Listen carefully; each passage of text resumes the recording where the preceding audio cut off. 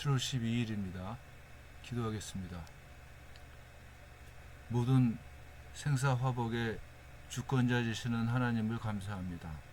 우리가 오직 하나님을 소망하면서 오늘도 하나님의 말씀을 의지해서 승리하는 날이 되도록 도와주옵소서. 모든 말씀을 예수님의 이름으로 기도합니다. 아멘. 예수님 당시에 예수님의 말씀을 듣고 또한 예수님의 행하시는 기적을 본 사람들은 예수님이 누구냐라고 하는 질문을 할 수밖에 없을 겁니다.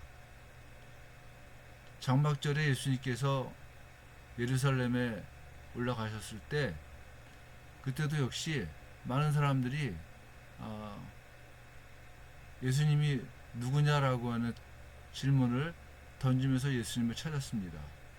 요한복음 7장 11절부터 12절에서는 명절 중에 유대인들이 예수를 찾으면서 그가 어디 있느냐라고 예수에 대하여 무리 중에서 수군거림이 많아 어떤 사람은 좋은 사람이라 하며 어떤 사람은 아니라 무리를 미혹시킨다 이러면서 사람들이 예수님이 누군가에 대한 계속된 질문을 던졌습니다.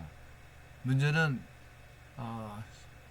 예수님이 좋은 사람이고 메시아라고 생각을 해도 요한복음 7장 13절에서는 유대인들을 두려워함으로 드러내게 그에 대하여 말하는 자가 없더라 이렇게 말을 합니다. 예수님은 빛으로 이 땅에 오셨는데 그 빛으로 오신 예수님을 거부하는 세대는 어두움에 속한 사람들입니다. 어두움에 있기 때문에 빛으로 오신 예수님을 거절할 수밖에 없는 겁니다. 그리고 유대인들은 어둠에 속한 사람들입니다. 그런데 그 유대인들이 강한 권력을 갖고 있기 때문에 사람들은 빛을 빛이라고 얘기하지 못하고 있는 겁니다. 사람들 사이에서는 이 사람은 좋은 사람입니다. 또 어떤 사람들은 무리를 미혹하게 한다 하면서 여러 가지 평가를 하지만은 유대인들 때문에 자기네들의 생각을 온전하게 말을 못하고 그뿐 아니라 예수님으로 고백할 수 없었다고 하는 겁니다. 이미 명절의 중간이 되어 예수께서 성전에 올라가서 가르치시니 유대인들이 놀랍게 여겨 이르되 이 사람은 배우지 아니하였거늘 어떻게 그를 아느냐 하니 예수께서 대답하여 이르시되 내 교훈은 내 것이 아니요 나를 보내신 이의 것이니라 이렇게 말씀을 하셨습니다. 여기서 유대인들은 예수님을 향하여서 이 사람은 배우지 아니하였거늘 이렇게 얘기를 합니다. 무슨 얘기냐면은 유대인들의 전통에서는 벗어나 있다는 거예요.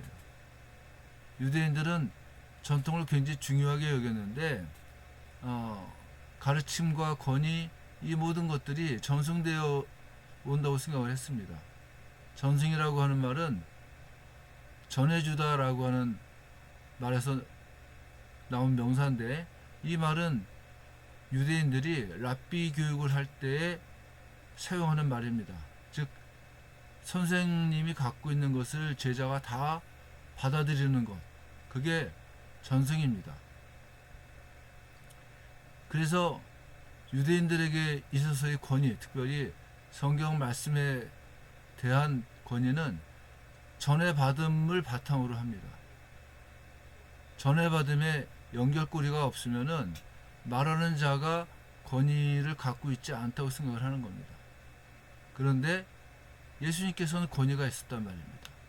그리고 그 권위를 놀랍게 여긴 유대인들은 이 사람은 배우지 아니하였는데 어떻게 그를 아느냐 이렇게 얘기를 하고 있는 겁니다. 예수님께서는 유대인들을 향해서 내 교훈은 내 것이 아니요 나를 보내신 이의 것이니라. 사람이 하나님의 뜻을 행하려 하면 이 교훈이 하나님께로부터 왔는지 내가 스스로 말함인지 알리라 이렇게 말씀을 하시는 거예요. 하나님 일을 하기 원하는 사람들은 예수님의 말씀을 순종하며 나가는 사람들입니다. 때문에 하나님의 뜻을 행하기 원하는 사람들은 예수님의 말씀이 예수님 본인의 말인지 아니면 하나님으로부터 온 말인지를 알 수 있다고 하는 겁니다. 예수님의 권위는 유대인들이 생각하는 권위, 전승되어서 내려오는 권위가 아니고 하나님으로부터 나온다고 하는 말씀입니다. 그래서 그 근거로 예수님께서는 스스로 말하는 자는 자기 영광만 구하되 보내신 이의 영광을 구하는 자는 참되니 그 속에 불의가 없느니라, 이렇게 말씀을 하시는 겁니다. 유대인들은 자기네들의 영광을 구하는 사람들입니다. 그래서 자기네들의 이익을 찾기 때문에 그 속에 불의가 있을 수밖에 없는 겁니다.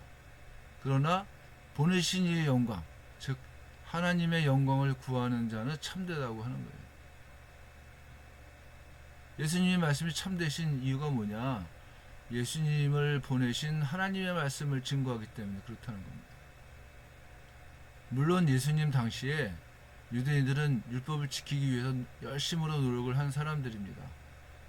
그런데 그 사람들은 실제적으로 봤을 때는 율법을 지키는 것이 아니라 율법에 울타리를 치고 있었다, 이렇게 얘기를 합니다. 그러니까 유대인들은 율법을 보존하기 위해서 율법에 울타리를 계속 치고 있는 사람들입니다. 안식일을 지켜라, 이 말씀을 지키기 위해서 어떻게 하는 것이 안식일을 지키는 일인가를 계속 연구를 하는 거예요.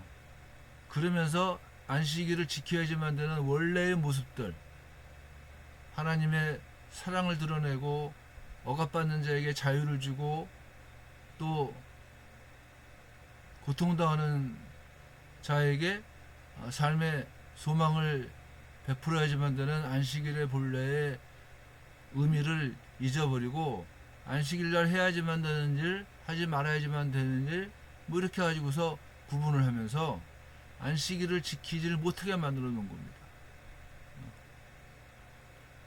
예수님께서 유대인과 논쟁하시는 부분이 바로 이 부분이에요. 유대인들은 율법을 지키는 것이 아니다 하는 겁니다.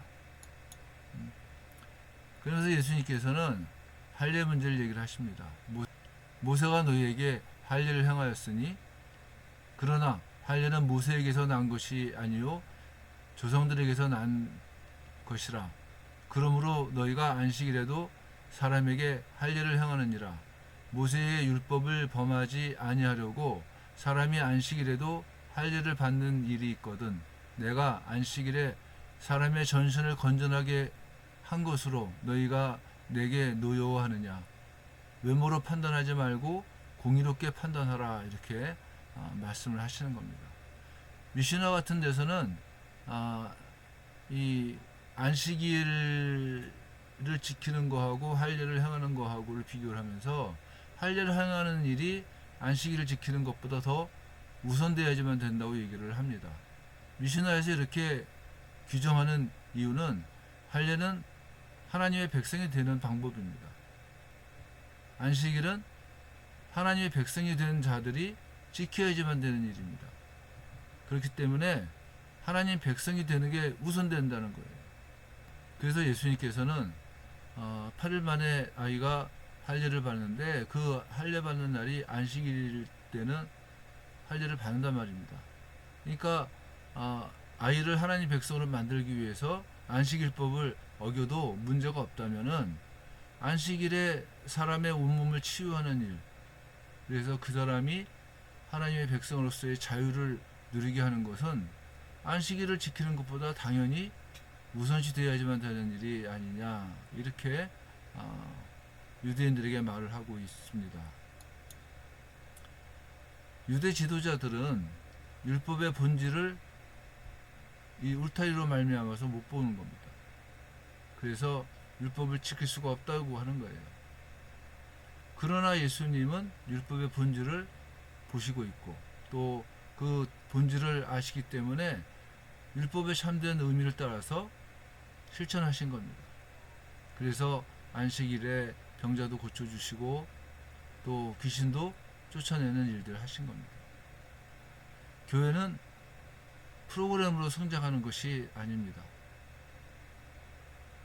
교회는 하나님의 말씀에 근거한다면 여호와의 말씀이 왕성할 때 교회가 부흥되고 성장하는 겁니다.